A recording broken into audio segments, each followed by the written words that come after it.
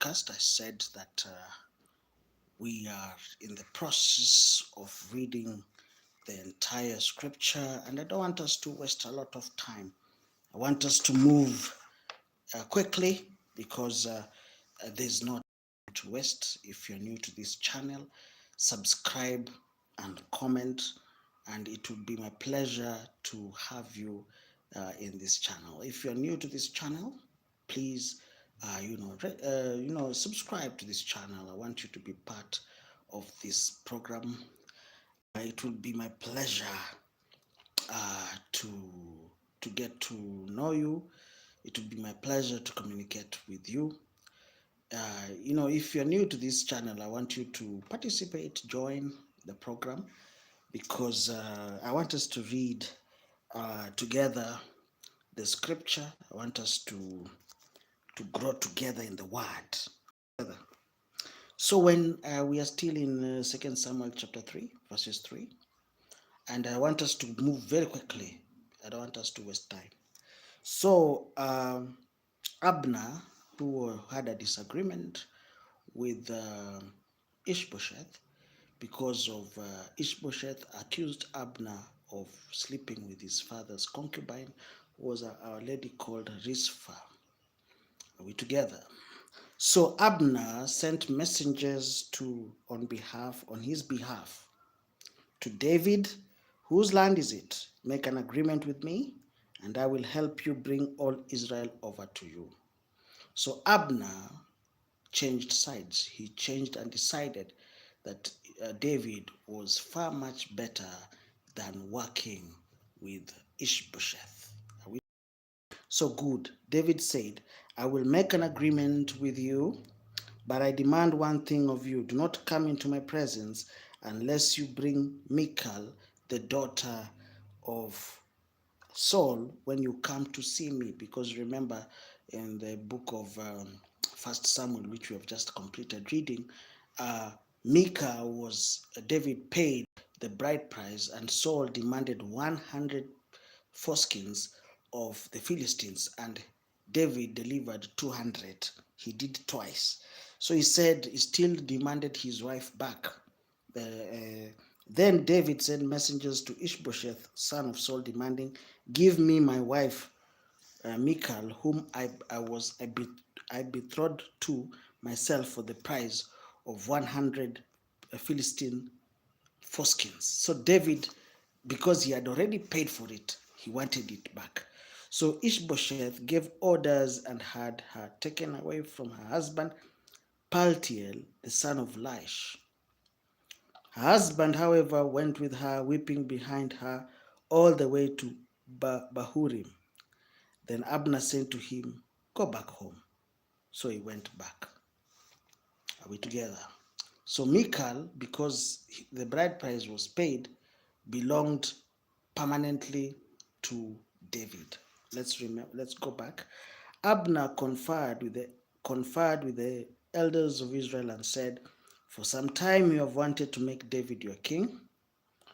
By my servant David, I will rescue my people Israel from the hands of the Philistines and from the hand of all their enemies. Are we together? If you're new to this channel, subscribe, comment. We are in the process. We are reading the book of 2 Samuel, and I hope that you'll be part of this program. You see, we have only 1 month to quickly read the scripture. I don't want any time wastage. Are we together? Let's continue. So Abner also spoke with the Benjamites in person. Then he went to Hebron to tell David everything that Israel and the whole tribe of Benjamin wanted to do.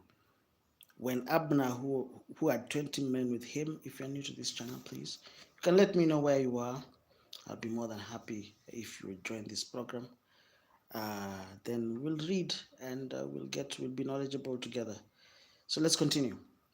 Then Abner said to David, let me go and assemble all Israel for my lord the king, so that you may make a covenant with you, and so that you may rule over all the tribes, that you may rule all that your heart desires. So David sent Abner away, and he went in peace. Just then David's men and Joab returned from a raid and brought with them a great deal of plunder.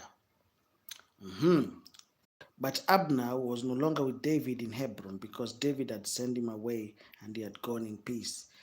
When Joab and all his soldiers in him arrived, he was told that Abner, the son of Ner, had gone to the king and that the king had sent him away and he had gone in peace. So Joab went to the king and said, "What have you done? Look, Abner came to you. Why did you let him go? Now he is gone. You know Abner, son of Ner, he came to deceive you and to observe your movements and find out everything you're doing." Are we together? So this thing, Joab uh, told David that the visit of Abner was not a visit like this man Abner had just come to observe his movements, and so that he can go back and report everything to Ishbosheth. You know, but that point in time, Ishbosheth, the son of Saul, Okech, welcome to this channel. I'm very happy to have you. You can subscribe and comment, join this program, and so that we can learn together. When Joab left David and then Joab then left David and sent messengers after Abner, and they brought him back from the cistern at Sirah. But David did not know it. So Joab went behind David. And this is not the first time that Joab has done something and David did not sanction it. When Absalom, when we'll read later about Absalom, when Absalom, rebelled against David, it was Joab who delivered justice to Absalom, because David also loved his son Absalom and could not do anything. But Joab, are we together? Joab came and killed his son, the son of David, Absalom. Now here is the first time Joab, we are reading about Joab, and Joab went, deceived this man called Abner, and then Abner returned to Hebron. Joab took him aside into an inner chamber as if to speak with him privately, and there, to avenge the blood of his brother Asahel, Joab stabbed him in the stomach and he died. So you see, when they brought him back, of course, they checked whether he had any weapons. They frisked him. What is the word? To frisk. Yeah, to frisk, to check whether he had weapons. And when they realized that he had no weapon, this man called Abner took him into an inner room, and there he took a dagger and stabbed Abner, who was the commander of, at that time, who was the commander of the army, and he was the commander of this man called Ishbosheth. So let's continue reading. Later, when David heard about this, he said, "I and my kingdom are forever innocent before the Lord concerning the blood of Abner. May his blood fall on the head of Joab and his whole family. May Joab's family never be without someone who has a running sore or leprosy, or who leans on a crouch, or who falls, or who lacks food." So David, when David heard the death of Abner, um, he cast the family of Joab.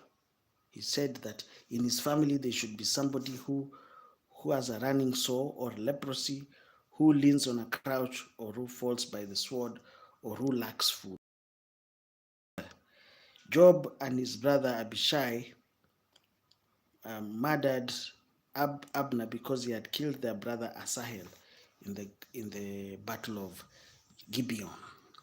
Then David said to Joab, who was the commander of his army, and all the people with him, "Tear your clothes and put on a sackcloth and walk in mourning in front of Abner." King David walked behind the bier. They buried Abner in Hebron, and the king wept aloud at Abner's tomb, and the people wept also. The king sang this lament for Abner. "Should Abner have died as the lawless die? Your hands were not bound, your feet were not fettered. You fell as one who falls before the wicked." And all the people wept over him again. Then they all came and urged David to eat something while it was still day. But David took an oath, saying, May God deal with me, be it so severely, if I taste bread or anything before the sun sets. All the people took note and were pleased. Indeed, everything the king did pleased them. So on that day, all the people there and all Israel knew that the king had no part in the death of Abner, the son of Ner. Then the king said to his men, Do you not realize that a commander and a great man has died in Israel this day? And today, though I am not anointed king, I am weak, and these sons of Zeruiah are too strong for me. May the Lord repay the evildoer for his evil deeds. If you're new to this channel, you can subscribe and comment. And we are going to learn quickly. I don't want us to waste time. I want us to move very quickly so that by the time we are. You see, I want to see how many chapters. There are many chapters in Second Samuel. There are more than. Let me see. There are 24 chapters. We are in chapter 4. We have 20 chapters to go, and if we continue very quickly, we will have. I want us to read this book very quickly and finish it and get on to other things. So we are starting in chapter 4, the death of Ishbosheth, who was also who was ruling over Israel during that time. If you're new to this channel, please subscribe. If you have anything new you want to add, you have something better to say, please say it. I'll be more than happy to hear you.